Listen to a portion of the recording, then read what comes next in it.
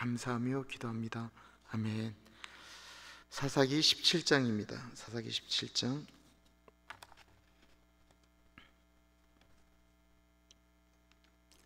사사기 17장 하나님의 말씀 우리 교독하겠고요.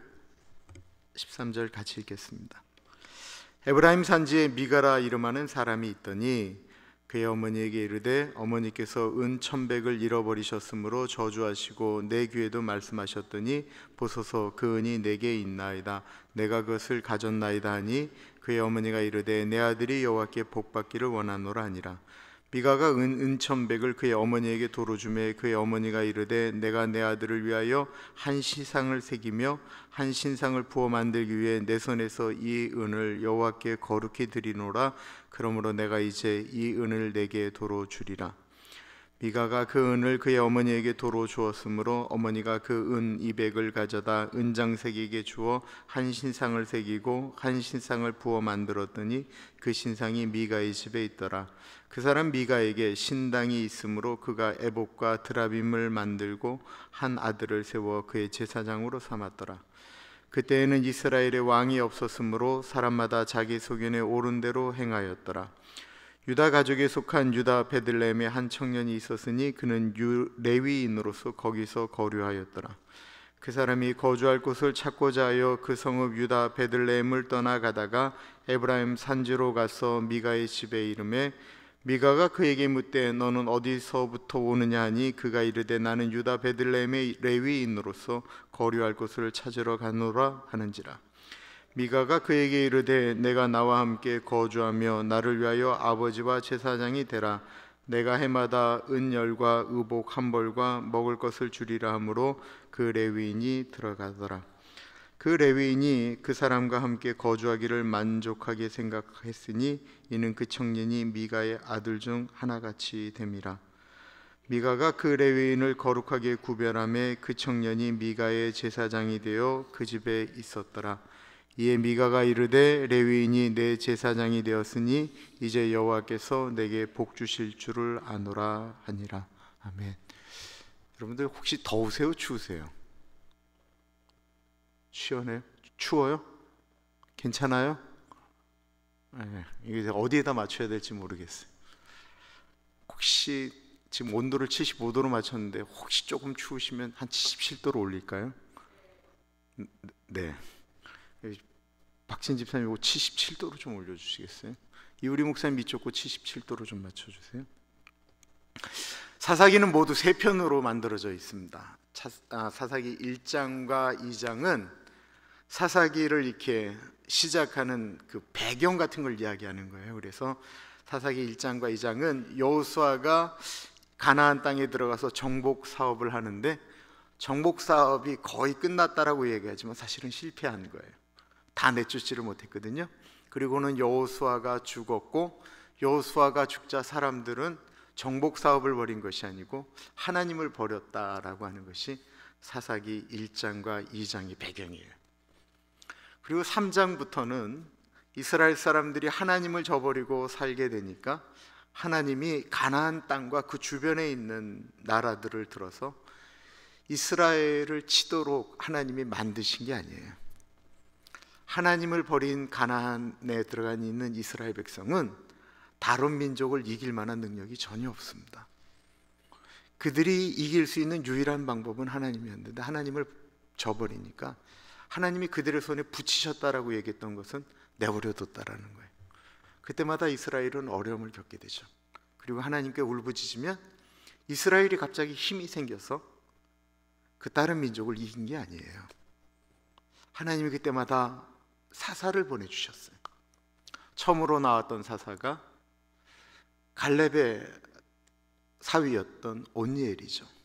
온니엘이 나오고 삼갈이 나오고 그리고 왼손잡이가 아니고 오른손을 못 썼던 에훗이 나오기도 하고요. 그리고 이제 기드온이 나왔습니다. 그리고 기생의 아들 길르앗의 사람 입다가 나오고요. 그리고 이제 여러 사사가 나왔지만 맨 마지막으로 나왔던 사람이 우리가 잘 아는 삼손이에요. 그리고 나서 사사기니까 사사에 대한 이야기가 사사기 16장으로 끝이 나게 됩니다. 그리고 나서 17장부터는 이게 사사하고는 전혀 관련이 없는 이야기가 나오게 돼요. 네, 그것은 그때의 이스라엘의 왕이 없었던 거로 이스라엘 사람들이 자기 생각에 소견에 오른 대로 행동했다라고 하는, 그들이 전혀 하나님 앞에 시선을 두지 않고 자기 중심적으로 하나님 섬기고 자기 중심적으로 살았던 이스라엘의 모습을 아주 적나라하게, 정확히 말씀드리면 성경이 아닌 요즘 신문에 나와도 경악할 만한 이야기들이 사사기 17장부터 나오게 돼요. 그 모든 것들이 이제 점점 더 악한 일들이 이제 나타나게 되는데, 아니 진짜 상상을 초월하는 얘기들이, 그 모든 것들을 이렇게 배경을 활짝 열어주는 것이 이 사사기 17장이고, 이 사사기 17장은 사사기 18장에 나오는 단지파가 어떻게 하나님의 명령을 저버리고 하나님이 주시겠다라고 하는 땅을 저버리고 그들이 움직이게 됐는지, 그리고 결국은 그 민족이 어떻게 사라지게 되어졌는지, 그리고 이스라엘이 어디까지 가게 되었는지를 이렇게 열어주는 배경과 같은 것이 사사기 17장입니다. 그 서막을 날리는 거예요. 이스라엘이 이집트의 노예로 있었던 기간은 430년이었습니다. 그때 이들이 꿈꿨던 것은 자유였습니다. 소박한 자유. 자유라는 것은 뭐죠? 내가 무엇인가를 결정할 수 있는 거예요. 근데 이분들이 가졌던 자유를 생각해 보겠습니다. 이분들은 여행을 갈 수 있는, 거주지를 벗어날 수 있는 자유가 없었어요. 그분들은 이집트에서, 이집트 사람들이 정한 곳에서 이 사람들은 살아야만 했었어요. 이런 자유마저도 이분들에게는 없었어요. 우리는 짜장면 먹을까? 짬뽕 먹을까? 결정할 수 있어요. 오늘은 그냥 소박하게 짜장면 먹을까? 아니면 고기 먹을까? 결정할 수 있으면 좀 더 자유가 넓은 거예요. 근데 미국에 와서 처음 어려움을 겪을 때, 지금도 그런 분들 있으실 거예요. 그때 목요일 날 되면 맥도날드에서 그 치킨 너겟을 4개에 $1씩 팔았어요. 목요일마다 있었던 프로그램이에요. 그러면 그때 이제 얘기들을 할 때, 뭐 이때는 유학생들이 많았으니까 목요일 날 치킨 너겟 $10치 사서 우리 파티하자.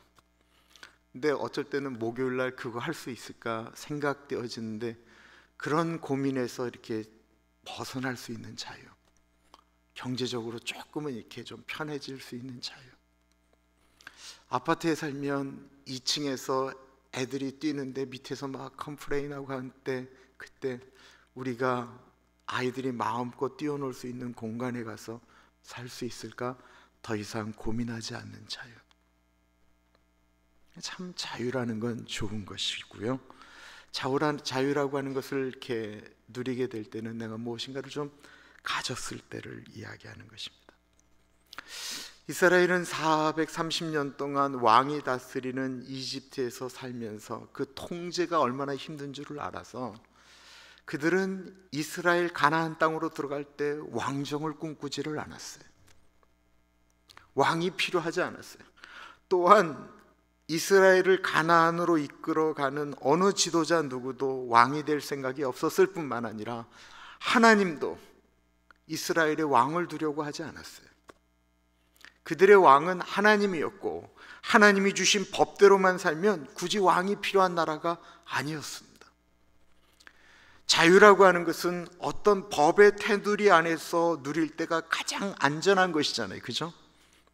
그러면 그들이 가장 안전한 자유, 왕이 없어도 되는 자유는 하나님께서 그들에게 주었던 법이었다라는 거예요. 그러면서 하나님이 뭐라고 말씀하시냐면, 나는 너희의 하나님이 되고 너희는 나의 백성이 된다라고 하는 것은 하나님이 왕이 되셔서 너희를 다스리겠다라고 하는 것이었습니다. 근데 이스라엘 사람들은 가나안으로 들어가게 되자 그 울타리를 넘어가게 돼요. 그리고 울타리를 벗어난 자유는 더 이상 자유가 되지 않게 되었고, 하나님을 떠난 사람들의 타락은 상상을 못할 정도로 타락할 수 있음을 보여주고 있습니다. 그 시작은 이렇게 이야기하고 있습니다. 에브라임 산지에 미가라 이름하는 사람이 있더니, 에브라임 지파는 어마어마하게 큰 지파였다라고 말씀을 드렸었어요. 에브라임 지파에 대표하는 사람의 이름이 갑자기 툭 하고 나오는 거예요. 누군가에게 내 이름이 알려진다라고 하면 얼마나 좋을까요? 그러나 사람들이 이름이 알려지는 것은 좋은 쪽으로도 알려지지만 나쁜 쪽으로도 알려질 수 있는데, 이 미가라는 사람은 나쁜 쪽으로 알려지게 된 분입니다. 우리는 미가라고 하는 선지자를 알고 있어요. 사람아, 주께서 선한 것이 무엇인가를 보여주셨는지 인자를 행하고 공의를 행하며, 이게 미가에 나오는 말씀인데, 미가라고 하는 말의 뜻은 미가야, 하나님과 같은 이가 어디 있습니까? 라고 하는 참 멋진 이름이에요. 이 사람이 등장한 건 어떻게 등장하게 되냐면, 엄마의 돈을 훔쳤어요. 그것도 어마어마한 큰 돈을 훔쳤어요. 은 1100개를 훔쳤다고 얘기를 했어요. 지난 수요일날 은 1100개는 얼마냐고 말씀드렸냐면 대략 70만 불이에요. 70만 불. 은 1100개를 누구한테 준다고 그랬죠? 삼손을 꼬셨던 들릴라에게 한 부족당 1100개니까 실제로는 5500개. 그래서 은 1100개라고 나와서 이 엄마가 들릴라라고 이야기하는 분들도 있긴 하지만 그건 아니죠. 그러니까 미가의 엄마는 보통 부자가 아니었습니다. 그러므로 미가는 오늘날로 말하면 태어날 때부터 금수저였어요. 하고 싶은 대로 하면서 살 수가 있었는데 돈이 좀 더 쓰고 싶었는지 엄마의 돈 은 1100개를 훔쳤다라는 거예요. 이 얘기는 무슨 얘기냐면, 부모를 절대적으로 공경하며 따라야 됐던 그 시대에 상상할 수 없는 일들이 이 이스라엘 땅에서 일어나기 시작했다라는 것을 말하는 거예요. 자식이 부모의 돈을 훔치는 시대가 도래한 것입니다. 오늘날 흔한 얘기, 그러나 지금으로부터 3000년 전에는 상상할 수 없는 얘기들이 그 이스라엘 땅에 있었다라는 거예요. 왜요? 다른 세계는 차라리 왕이 있기 때문에 그 법도대로 가는데, 이스라엘 공동체는 하나님이 왕이었어요. 근데 그 하나님은 보이지 않거든요. 하나님이 그 법대로 다스린다라고 얘기하지만 그것 자체가 이렇게 없는 거예요. 사람이 자기의 생각대로 하나님을 따라가면서 움직이면 되는데 그렇지 않게 되었다라는 거예요. 그러니까 그렇게까지 흘러갔다라는 것입니다. 근데 이 엄마가 보통 엄마가 아니에요. 그냥 돈 없어진 걸 알고는 그냥 저주를 퍼붓는 거예요. 하나님, 내 돈 훔쳐간 그놈 다리 부러지게 해주세요. 뒤로 넘어져도 코가 깨지게 해주세요. 아니요, 그냥 죽여버려 주세요. 막 저주를 퍼뒀는데, 그 옛날 그 시대 우상 섬기고 하나님 섬기고 사방이 그래도 종교적인 개념으로 온 나라가 휩싸여져서 곳곳마다 신상이 세워져 있던 그때에 신 앞에 저주했다라고 하는 것이 얼마나 무서운 얘기겠어요. 이 아들 미가가 엄마 돈 훔친 사람에게 엄마가 엄청난 저주를 퍼부었다라는 이야기를 듣자 무서움이 온 거예요. 저 저주가 진짜 나한테 임하면 어떡하지? 라고 하고는 엄마에게 찾아가서 이실직고합니다. 엄마, 그 돈 없어진 게 아니고 내가 잠깐 빌렸다가 엄마한테 갖다 주려고 그랬는데 엄마의 돈 여기 있어 라고 이야기하는 거예요. 2절이에요. 그의 어머니에게 이르되, 어머니께서 은 1100을 잃어버리셨으므로 저주하시고 내 귀에도 말씀하셨더니 보소서, 그 은이 내게 있나이다. 내가 그것을 가졌나이다 하니, 그의 어머니가 이르되 내 아들이 여호와께 복받기를 원하노라 하니라. 엄마 입장에서 보면 이게 큰일 난 겁니다. 아들이 가져간 줄 모르고 어마어마한 저주를 했는데 그 저주가 정말로 아들에게 임하면 어떡하느냐라는 거예요. 그러자 재빨리 하나님이 너를 축복하기를 원한다 라고 이야기를 하였습니다. 엄마의 신앙이 참 좋은 것 같습니다. 자신의 저주가 그 아들에게 진짜로 내려갈까 봐 두려운 거예요. 너무 두려운 거예요. 그래서 이 엄마가 어떻게 했나 보세요. 미가가 은 1100을 그의 어머니에게 도로 주매 그의 어머니가 이르되 내가 내 아들을 위하여 한 신상을 새기며 한 신상을 부어 만들기 위해 내 손에서 이 은을 여호와께 거룩히 드리노라. 그러므로 내가 이제 이 은을 내게 도로 주리라. 미가가 그 은을 그의 어머니에게 도로 주었으므로 어머니가 그 은 200을 가져다 은장색에게 주어 한 신상을 새기고 한 신상을 부어 만들었더니 그 신상이 미가의 집에 있더라. 이거 좀 배경을 이해하셔야 돼요. 은 1,100이 없어졌다가 도로 찾았는데 그 은에 대해서 이 엄마가 뭐라고 저주를 했냐면, 하나님 이 은 가져간 사람들 하나님의 것이니까 저주해 주세요. 그 저주한 거예요. 근데 그 돈을 찾았어요. 이 엄마가 생각할 때 이 돈은 하나님께 드린 돈이라고 생각하는 거예요. 그러니까 이 돈을 가지고 어떻게든지 하나님의 마음을 풀지 않으면 아들이 문제가 생길 것 같으니까 하나님께 드리겠다라고, 거룩히 드리겠다고 얘기한 다음에 이걸 갖고 신상을 만드는 거예요. 근데 더 재미있는 건 미가가, 아니 엄마 1,100개를 왜 뭐하러 다 신상을 만드세요? 200개만 만들고 900개는 이제 자기 주머니로 들어간 거예요. 제가 이거를 헌금 다 내라고 얘기하는 게 아니에요. 이게 하나님을 어떻게 섬기는데 자기 생각대로 두려울 때는 막 이렇게 얘기했다가 금방금방 바꾸는 시대에 대한 이야기를 하고 있는 거예요. 이게 이 이야기는 오늘날에도 적용되어지는 이야기입니다. 신상을 만들어서 하나님께 드렸나? 또 그것도 아니었어요. 하나님께 드립니다라고 하고 그 신상을 자기 집에다가 갖다 놓고 신당을 만들었어요. 왜 이런 일이 벌어질까요? 모든 생각이 자기에게 집중되어져 있기 때문에 그렇습니다. 늘 시선이 자기를 중심으로 움직이기 때문에 그렇습니다. 자기 생각을 따라서 움직이기 때문에 그렇습니다. 저주 받을까봐 두렵고 하나님 안 보이니까 이 신상을 하나님께 드린다라고 하고는, 신상을 하나님께 드렸는데 하나님 밑에 두면 이 신상에게 절하고 움직이는 것이 하나님께 드리는 거라고 생각을 하게 되는 거예요. 미가는 저주를 안 받게 되었습니다. 그런데 이 집안에 저주보다 더한 일들이 일어나게 됐어요. 무엇입니까? 신상을 만들었으니 신당을 만들게 된 거예요. 그러니까 아예 집에다가 우상을 만들어 놓은 거예요. 세상의 가장 큰 저주가 사고가 나는 게 아니에요. 세상의 가장 큰 저주는 하나님과 끊어지는 거예요. 미가는 점점 더 하나님과 멀어지게 되었습니다. 5절에 보면 그 사람 미가에게 신당이 있으므로 그가 에봇과 드라밈을 만들고 한 아들을 세워 그의 제사장으로 삼았더라. 이 에봇은 제사장이 입는 옷이죠.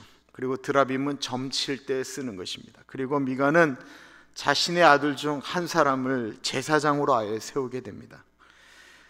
이게 레위 지파만 제사장이 될 수 있는데 자기 아들을 제사장으로 만드는 거예요. 신실한 집안에서 부모님들의 소원 중에 하나가 집안의 목사 만드는 거죠. 그런 개념으로 이야기하는 것이 아니었습니다. 자기 집에다 뭐 만들어 놓고 그냥 자기가 원하는 대로 그렇게 갔다라는 거예요. 그러면 어떤 일이 벌어질까요? 미가의 집에 신상이 있고 음으로 만든 번쩍번쩍거리는 것이 있고 거기 에봇도 있고 점치는 드라빙도 있고 거기 제사장도 있으니까 그 지역에 있는 사람들은 다 그 집에 오게 되는 거예요. 그러니까 집단으로 우상을 섬기게 되어지는 일들이 벌어지게 된 것. 사실 이 일을 시작한 것은 기드온이라고 하는 사사였어요. 그가 얻은 금을 가지고 금으로 만든 에봇을 만들면서 그것이 이스라엘 사람들에게 올무가 되었던 것처럼, 이제는, 그때는 사사가 그랬지만 이제는 한 집에 한 사람이 이렇게 되어질 정도로 이스라엘이 타락했다라는 거예요. 왜 이런 일이 벌어집니까? 6절은 이렇게 이야기하고 있습니다. 그때에는 이스라엘의 왕이 없었으므로 사람마다 자기 속견에 옳은 대로 행하였더라. 이스라엘의 왕이 없었던 것이 아니었고 하나님이셨는데 그 왕을 없었다라고 고백하고 있을 정도로 이스라엘은 타락했다라는 것입니다. 이스라엘의 왕인 하나님을 잘 섬기도록 세운 각 가나안 땅에 흩어져서 하나님을 섬기도록 움직였던 지파가 있습니다. 무엇이죠? 레위 지파죠. 레위 지파는 땅을 받지 못했어요. 그들은 각 지파로 가서 섬기면 각 지파에서 받은 소산을 가지고 레위 지파를 섬기도록 되어져 있어요.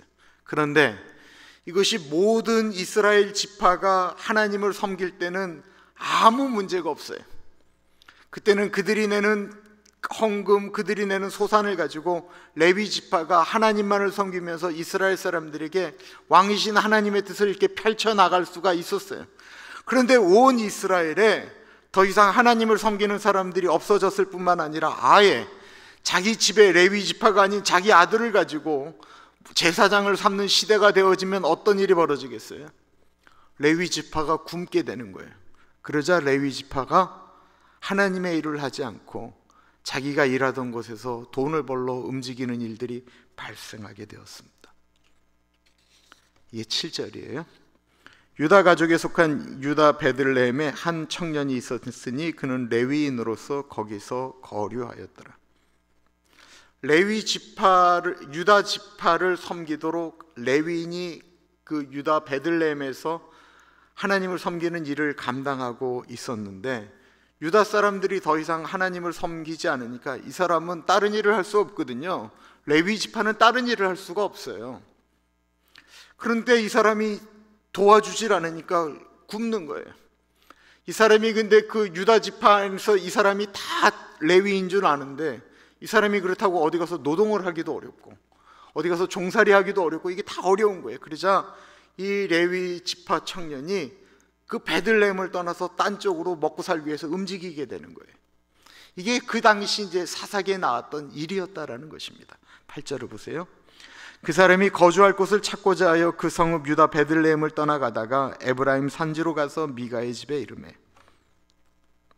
이 사람이 이제 유다 베들레헴을 떠나서 에브라임 산지 쪽으로 이제 먹고 살기 위해서 움직이다가 에브라임 산지에 아주 큰 집이 있는데 그 미가 집에 들려서 내가 지나가는 나그네인데 먹을 것 좀 달라고 그러고 집에 들어간 거죠.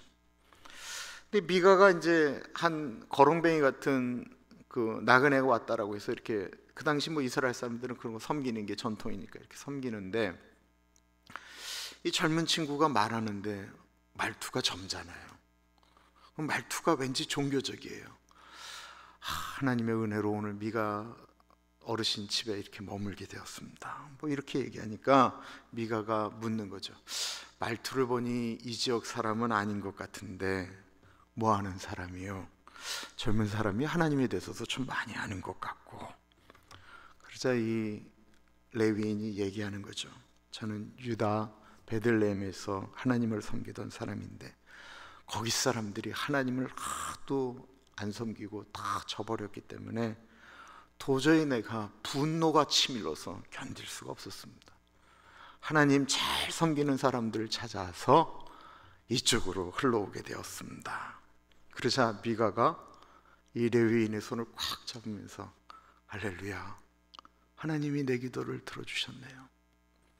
이 미가가 진짜 힘들었어요. 왜냐하면 자기 아들을 제사장으로 세웠는데 이놈이 기도를 할 줄 아나 설교를 할 줄 아나 완전히 그냥 엉망이거든요. 그 한당을 차려놓긴 했는데 이게 뭐 안 되는 거예요. 제사장이라고 생각하고 나 우리 집을 위해서 좀 기도 좀 해라. 그래도 이게 뭐 안 되는 거예요. 그러자 이제 하나님 앞에 기도했는데 마침 하나님께서 이 청년을 보내주었다라고 이야기하는 것입니다. 그러면서 다른 데 가지 마시고 우리 집에서 제사장 해주시면 내가 먹을 거 다 충분히 드리고 먹고 살도록 하겠습니다. 당신은 우리 집만을 위해서 움직이는 제사장이 되어 주십시오. 아까도 말씀드렸지만 레위 지파는 전체 한 지파들을 위해서 움직이도록 움직여졌는데 레위 지파 한 사람이 레위 지파가 아닌 한 집의 제사장이 되는 거예요.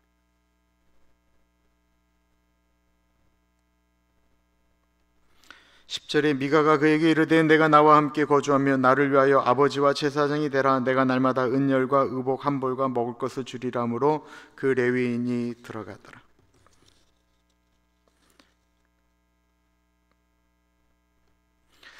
어떻게 생각하세요?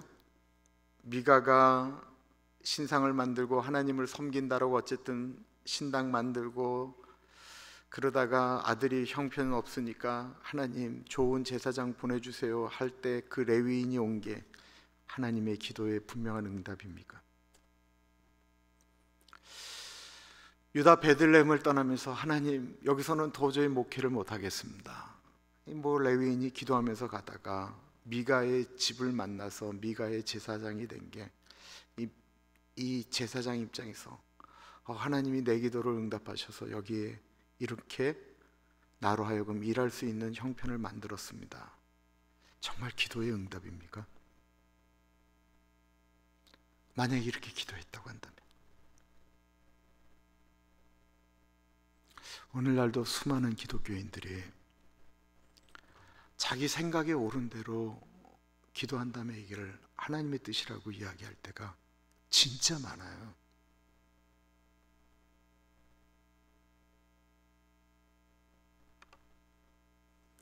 그리고 이 제사장은 미가의 집안에 복비로 주는 제사장이 되었습니다.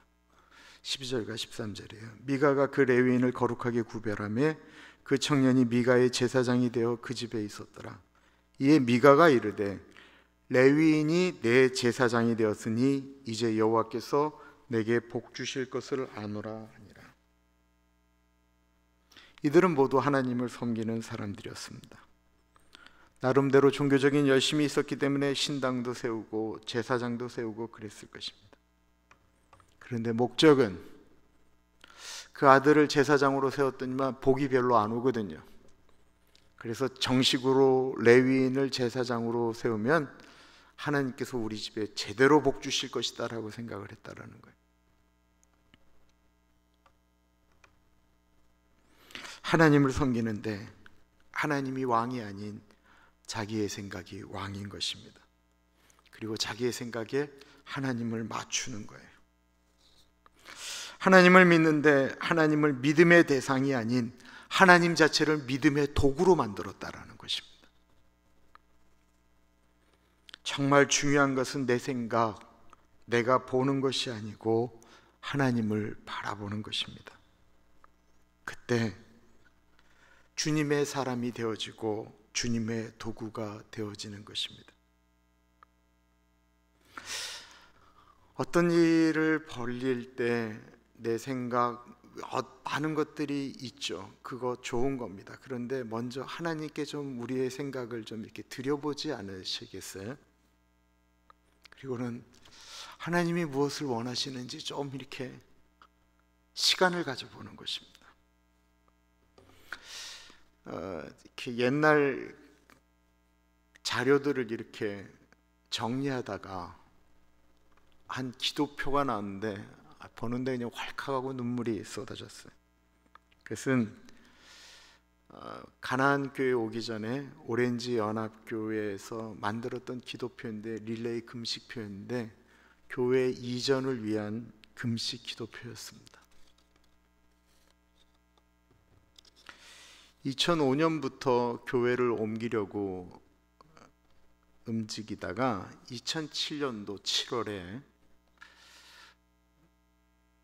17가 길에 있는 어느 교회 주차장에 거기를 보고 너무 이쁜 교회였어요. 저희 교회보다 더 큰 교회. 그때 저희 꿈이 그 정도였어요.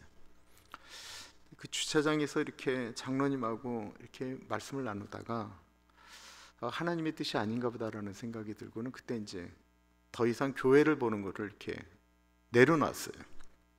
2007년 7월의 일이에요. 너무 놀랍게도 그때 교회가 뭐 한 요만한 교회예요. 요만한.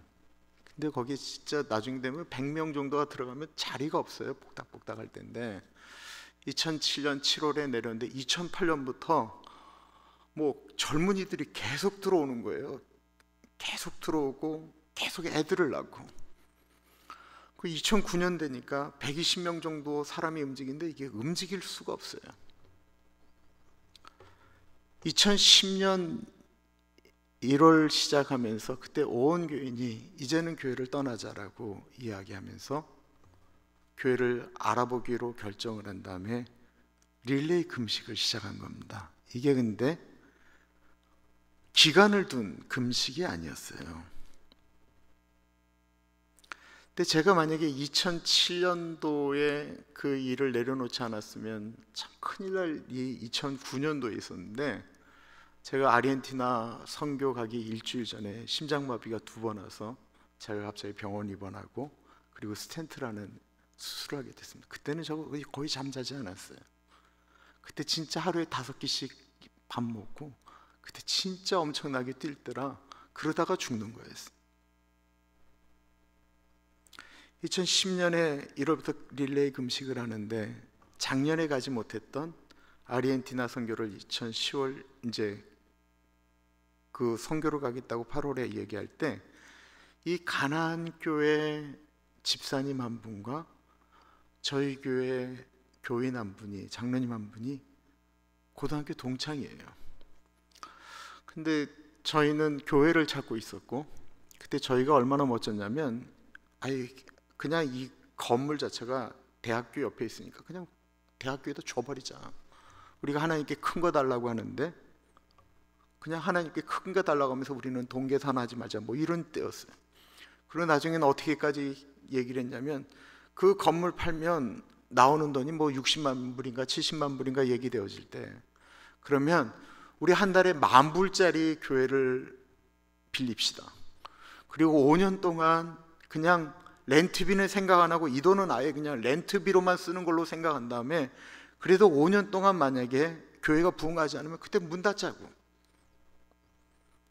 그렇게 얘기할 때가 교인이 몇 명이냐면 100명일 때 그랬어요. 100명일 때.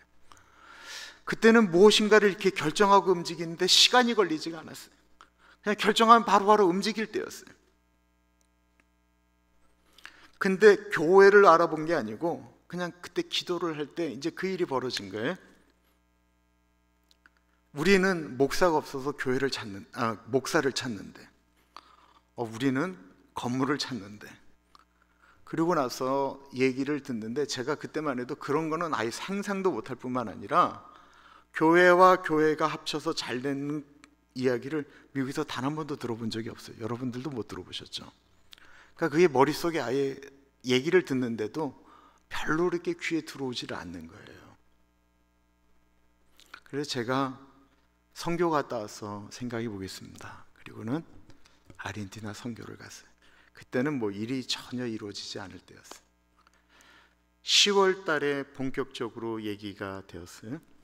그 10월 달에 PCUSA의 그 노예 관계자들이 와서, 미국 분들이 저희 교회 와서 PCUSA가 어떤 곳인가를 이렇게 설명회를 했어요. 그리고 추수감사절에 처음으로 두 교회가 연합으로 예배를 드렸어요. 처음으로 이제 연합 예배를, 추수감사절날 예배를 드린 거예요. 그리고는 교회가 합쳐지려니까 얼마나 복잡하겠어요. 여러 가지 얘기가 있는데 나중 되니까 너무 복잡해요. 그래서 12월 달에 중간에 혼자 와서 여기 있는 어른들하고 얘기하면서 이렇게 복잡하면 그냥 생각을 해보자 그러고 그냥 내려놓겠다 그러고 제가 돌아갔어요. 그리고 나선 1월 1일부터 여기 와서 연합 예배를 드렸습니다. 교회가 합쳐져서 예배를 드리는데 정확하게는 함께 예배를 드린 다음에 45일밖에 걸리지 않았어요. 얼굴을 본 다음에 여기 와서 예배를 드리는 것이 한 교단에 두 교회가 들어가는데 저는 그 일이 그렇게 어려운 일인지, PCUS의 멤버십을 갖는 게 그렇게 어려운 일인지 전 나중에 알았어요.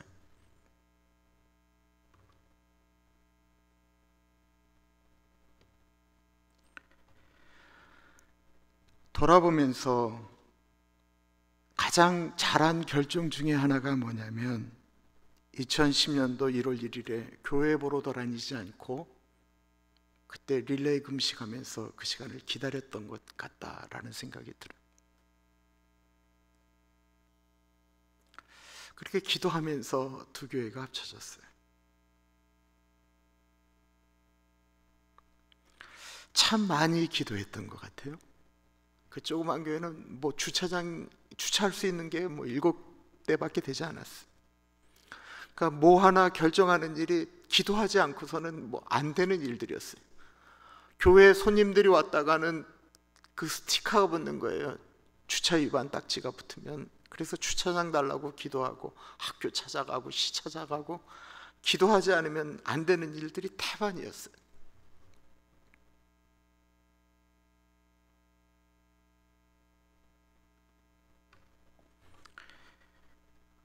요즘 그렇게 하나님을 바라보면서 어떤 문제를 갖고 하나님께 기도하면서 나아가고 있는가?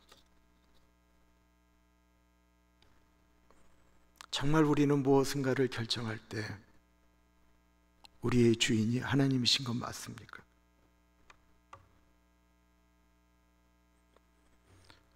우리는 하나님을 우리의 왕으로 섬기지도 않으면서 하나님을 믿는다라고 이야기하고 있지는 않습니까?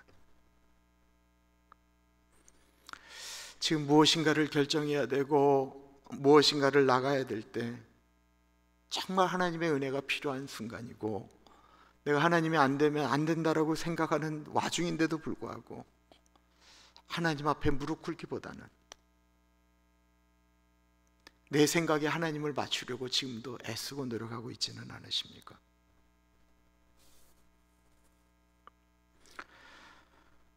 아까 우리 불렀던 찬양을 다시 한번 내게로부터 눈을 들어 주를 보기 시작할 때 주의 일을 보겠네. 내 작은 마음 돌이키사 하늘의 꿈꾸기 안에 주님을 볼 때 나에게 계속 중심으로 움직이면 주님을 볼 수가 없어요. 근데 우리가 시선을 주님 앞으로 바꾸게 될 때 주님을 보게 됩니다.